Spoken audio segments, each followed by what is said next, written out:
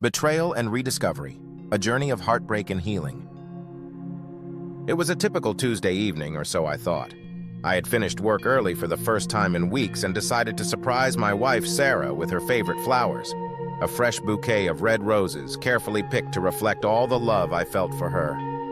As I pulled into the driveway, I smiled to myself, imagining the look of joy on her face when I walked in unannounced. We had been married for 6 years, and though life had its ups and downs, I believed we were happy, or at least I thought we were.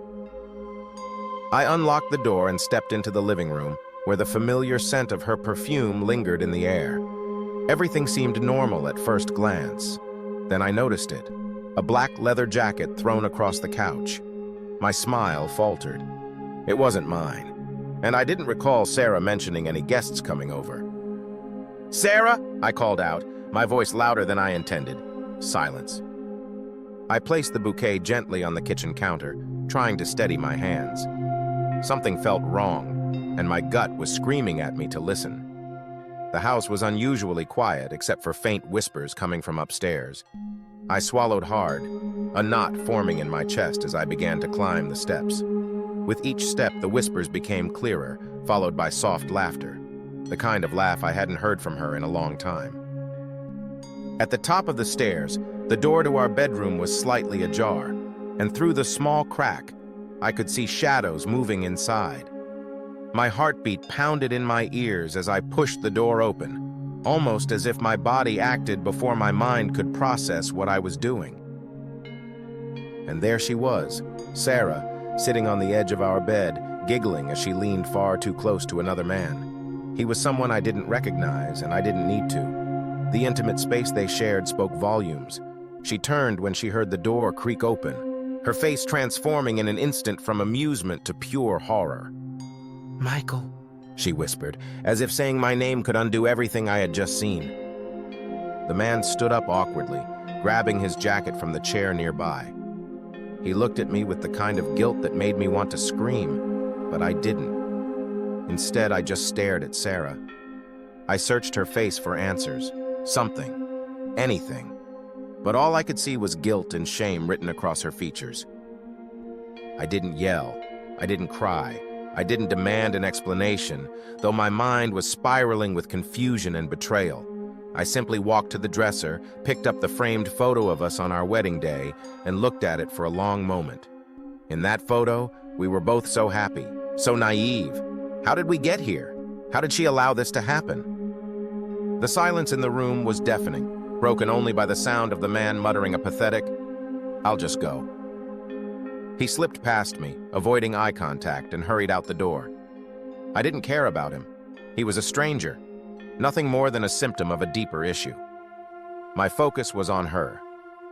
Sarah stood frozen, her hands trembling. "Michael, I can explain." I turned to her, shaking my head. "No, don't. Please don't insult me with excuses."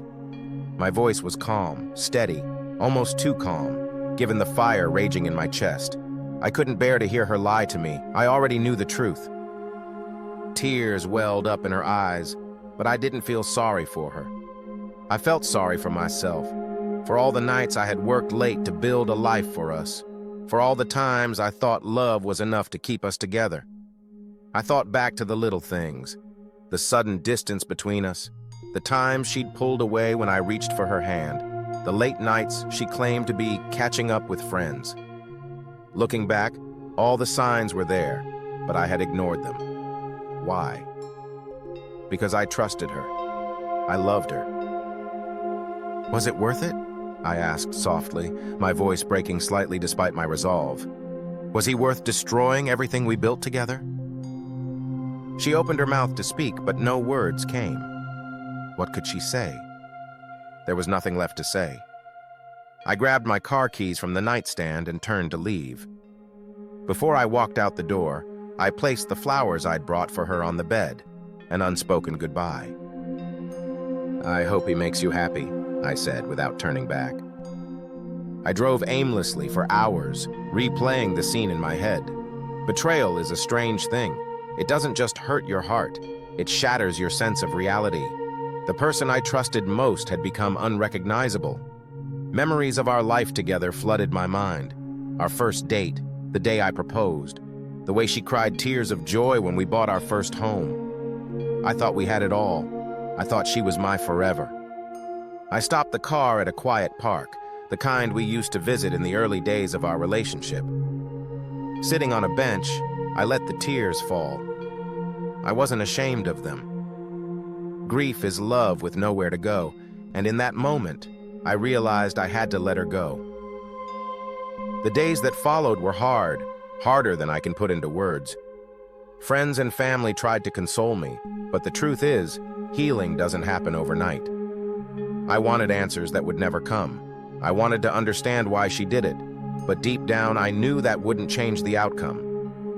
One day, as I sat with a close friend, he said something that stuck with me. Sometimes people show you who they really are, and it's up to you to believe them. Sarah's betrayal wasn't a reflection of my worth. It was a reflection of her choices. Slowly, I began to pick up the pieces. I started focusing on myself, my career, my health, my passions. I reconnected with old friends and discovered parts of myself I had forgotten. The pain didn't vanish completely, but it lessened with time. Months later, I ran into Sarah at a coffee shop. She looked different, older, perhaps weighed down by her guilt. She tried to make small talk, but I kept it brief. Before I left, she said softly, "I'm sorry, Michael. I really am." I smiled faintly and replied, "I know. I hope you find what you're looking for." As I walked away, I felt something I hadn't felt in a long time: peace. Life will sometimes break you, but in the process, it reveals your true strength. Walking away from betrayal isn't weakness. It's an act of self-respect. You deserve love that is loyal, honest, and whole. Never settle for less.